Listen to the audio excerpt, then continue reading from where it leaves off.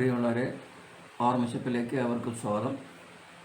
ഇന്ന് ഓർമ്മശപ്പിൽ പരിചയപ്പെടുത്തുന്നത് ടൈഗർ മാൻ എന്ന് പറയുന്ന ഒരു വ്യക്തിയാണ്. ടൈഗർ മാൻ എന്നറിയപ്പെടുന്ന ഒരു വ്യക്തി അത് മറ്റാരുമല്ല, വാൽമീകി താപ്പർ. ഡൽഹിയിൽ ജനിക്കുകയും ഡൽഹിയിൽ വെച്ച് തന്നെ അന്തരിക്കുകയും ചെയ്ത ഡൽഹിക്കാരനായിട്ടുള്ള താപ്പർ. അദ്ദേഹം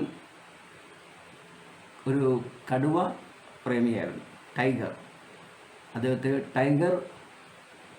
ടൈഗർ മാൻ എന്ന് വിശേഷിപ്പിക്കപ്പെടുന്നു. കാരണം ഇന്ന് ഇന്ത്യയിൽ വംശനാശം, ഇന്ത്യയിലെന്നല്ല ലോകത്തെമ്പാടും വംശനാശം സംഭവിച്ചുകൊണ്ടിരിക്കുന്ന ഒരു വന്യജീവിയാണ് കടുവ. ഈ കടുവയുടെ 2024 കണക്കനുസരിച്ച് ഏതാണ്ട് 3800ഓളം കടുവകൾ ഇന്ത്യയിലുണ്ട്. മാത്രമല്ല 58 കടുവ സംരക്ഷണ കേന്ദ്രങ്ങളും ഉണ്ട്.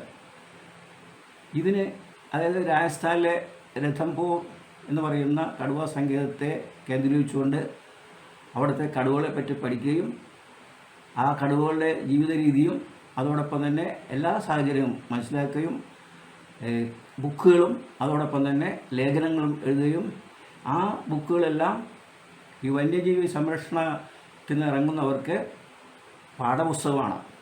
അപ്പോൾ എന്ത് പറഞ്ഞാലും കടുവയെപ്പറ്റി പറയുകയുള്ളൂ. അതുപോലെ തന്നെ ചിന്തിക്കുന്നത് കടുവയെപ്പറ്റി. ഏതാണ്ട് 50 വർഷക്കാലം അദ്ദേഹം കടുവയോടൊപ്പം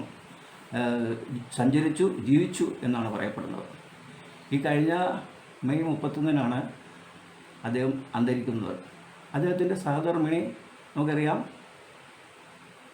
ബോളിവുഡ് നടനായിരുന്ന ശശി കപൂറിൻ്റെ മകളായ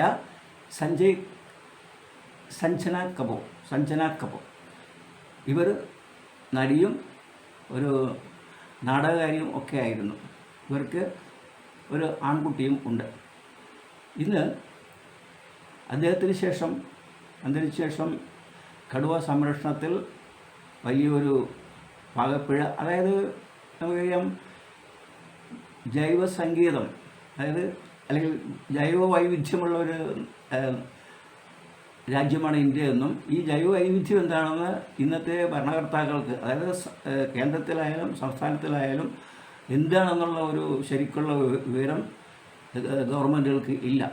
അവരെ ഉദ്ബോധിപ്പിക്കുന്നതിന് ഈ താപ്പർ വഹിച്ച പങ്ക് വളരെ വലുതാണ്. കടുവകൾക്ക് വേണ്ടി ജീവിച്ച ഒരു വ്യക്തിയാണ്. നമുക്കറിയാം കടുവകൾ ഏതാണ്ട് നമ്മുടെ ദേശീയ മൃഗം തന്നെ കടുവയാണ്. ഈ ദേശീയ മൃഗം കടുവയായിട്ടുള്ള ഒത്തിരി രാജ്യങ്ങൾ വരെയുണ്ട്. മലേഷ്യ, തായ്ലൻഡ്, അങ്ങനെ കുറേ രാജ്യങ്ങൾ ഈ കടുവ ദേശീയ മൃഗമായിട്ടുള്ള രാജ്യങ്ങളുണ്ട്. അപ്പോൾ കടുവയുടെ പ്രാധാന്യം എന്ന് പറയുന്നത് ഇത് വന്യജീവിയാണ്. പക്ഷേ മനുഷ്യരൊപ്പം ഇതിനെ വളർത്തി പരിപാലിച്ചെടുക്കാൻ സാധിക്കും എന്നുള്ളതാണ്. ഇതിനു വേണ്ടി ജീവിച്ച, കടുവയ്ക്ക് വേണ്ടി ജീവിച്ച, വന്യജീവിക്ക് വേണ്ടി ജീവിച്ച, ആവാസ വ്യവസ്ഥയ്ക്ക് വേണ്ടി ജീവിച്ച ഒരു മഹത് വ്യക്തിയായിരുന്നു വാൽമീകി താപ്പർ.